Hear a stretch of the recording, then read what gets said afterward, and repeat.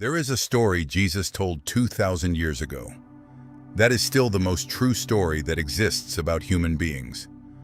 Not because it is ancient, but because it is ours. It is the story of someone who had everything they needed and decided it wasn't enough.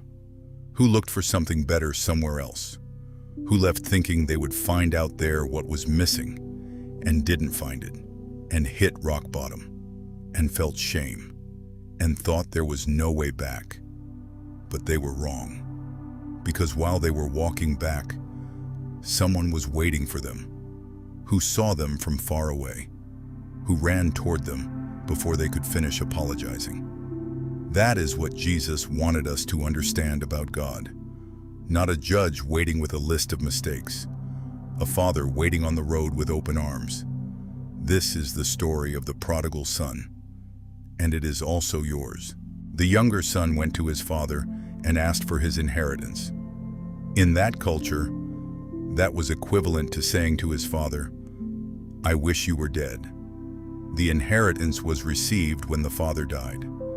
Asking for it while still alive was a public humiliation, a total rejection. And the father gave it to him.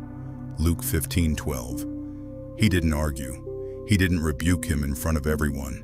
He didn't shame him. He gave him what he asked for, because God doesn't hold back those who want to leave. He respects your freedom, even when that freedom takes you to places that will hurt you. God's love is not a cage. It is an open door. And sometimes, the only way to understand what you have is to lose it. The son didn't know what he had in his father's house until he had nothing outside of it. How many times have you asked for something before its time and lost it in the process? The son went to a far country, and there he wasted all his money living recklessly. Luke 15:13. At first it must have been incredible, total freedom, no rules, no accountability, money flowing, friends everywhere. But the money ran out. And when the money ran out, the friends ran out too. And a severe famine hit that country. And he began to be in need. That is how the world works. It celebrates you when you have. It abandons you when you need. And there is something even more painful. Not just physical hunger. Hunger for something that cannot be bought. The feeling that something is missing. That the life you built far away doesn't fill what it promised to fill. Because there is a void in the human heart that only the Father can fill. And that no far country, no matter how tempting it seems, can replace. The son went to work for a citizen of that country, and he sent him to feed pigs. For a Jewish person, there was nothing lower than that.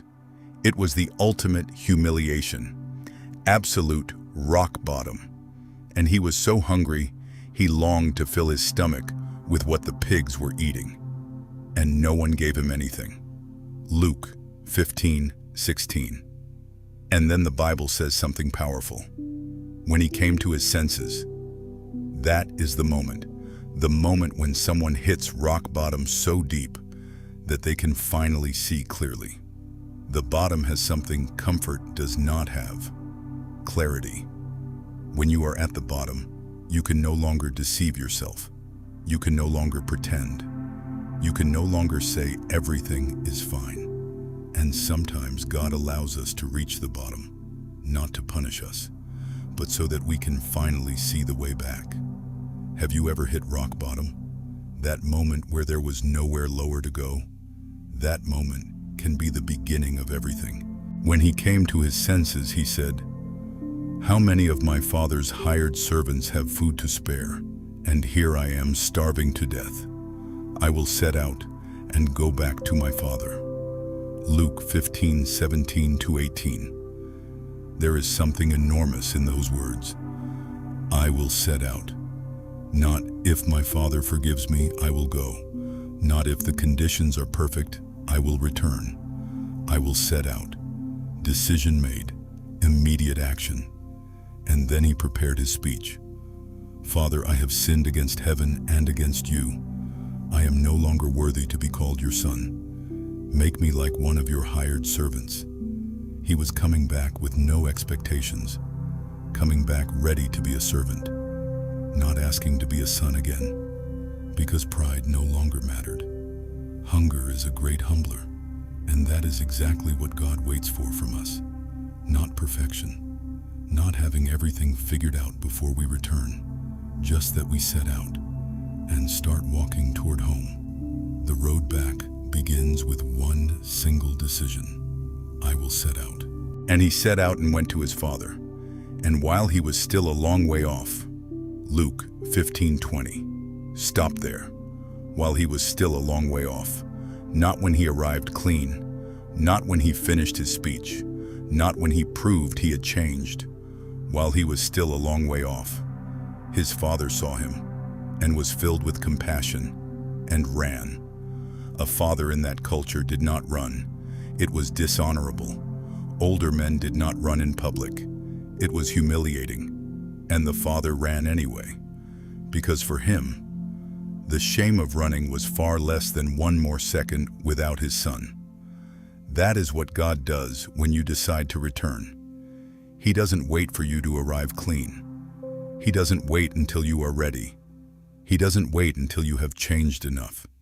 He runs toward you while you are still a long way off. How long have you been thinking you have to fix yourself first before you can return to God? You don't have to fix yourself.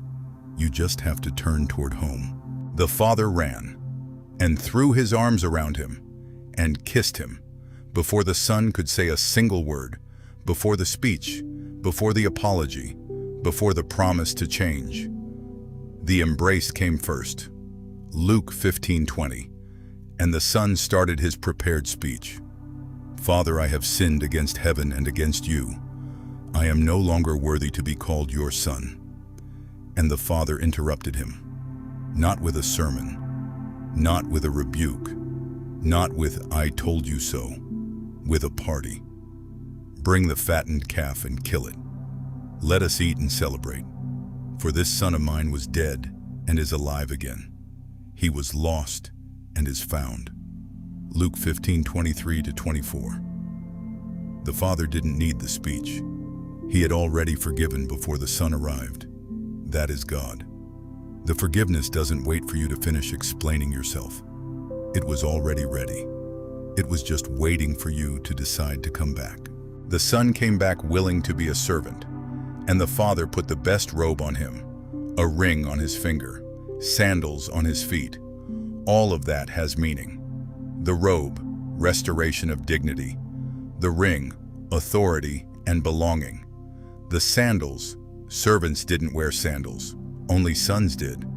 The father didn't restore him to servant, he restored him to son. Luke 15:22. That is what God does when we return. He doesn't give us the minimum. He restores us completely, not to what we were before we left, to what we always were, his children. And there was a party, music, joy. Heaven rejoices when one who was lost is found. Luke 15:7. There is no condemnation in that party. No, we'll be keeping a close eye on you. No, let's wait and see if you really changed. Just celebration. Because what was dead came back to life. What was lost has been found. And that always deserves a party. But there is another character in this story that many forget. The older son, the one who stayed, who served faithfully, who never left, who did everything right. And when he heard the party, he was angry and refused to go in. Luke 15:28. And he said to his father, "Look how many years I've been slaving for you and never disobeyed your orders. Yet you never gave me even a young goat so I could celebrate with my friends. But when this son of yours, who has squandered your property, comes home, you kill the fattened calf for him." And in those words, there is something painful to recognize, because the older son had spent years in the father's house and felt as much an outsider as his brother in the far country. He served out of obligation, not love. He followed the rules, but didn't know the Father's heart. There are two ways to be far from God: to leave for a far country, or to stay in the house, but live as a stranger. Which of the two sons do you recognize yourself in most? The father also went out to the older son. He didn't rebuke him for his anger. He didn't tell him he was wrong at the top of his voice. He went out to him with the same grace with which he had run to the younger one, and said, "Son, you are always with me, and everything I have is yours." Luke 15:31. Everything I have is yours. It always was. You just never asked for it. You just never enjoyed it. The older son had access to everything the father had and lived as if he had nothing. And there is something even more powerful. The father in this story never stopped being a father. For the son who left, for the son who stayed resentful, for both. That is God. The one who runs toward the one who returns. The one who goes out to the one who stayed angry. The one who doesn't abandon either of them. It doesn't matter which side of this story you are on today. The Father has already come out to find you. If you are in the far country today, if you made decisions that took you far away, if the money ran out and the friends did too, if you are feeding pigs when you were born for something completely different, if the hunger is no longer just physical, it is time to come home. Not when you are ready, not when you have changed enough, not when you have paid back everything you owe. Now, today, just as you are. Because while you walk back, someone has already seen you from far away, who is already running toward you, who already has the best robe ready, who has already ordered the party. And if you are the older son, the one who stayed but left on the inside, the Father also went out to find you. He also has something to say to you. He also wants you to come into the party. There is no one in this story that the Father doesn't love. There is no one reading this that God is not waiting for. It is time to come home. The door was always open.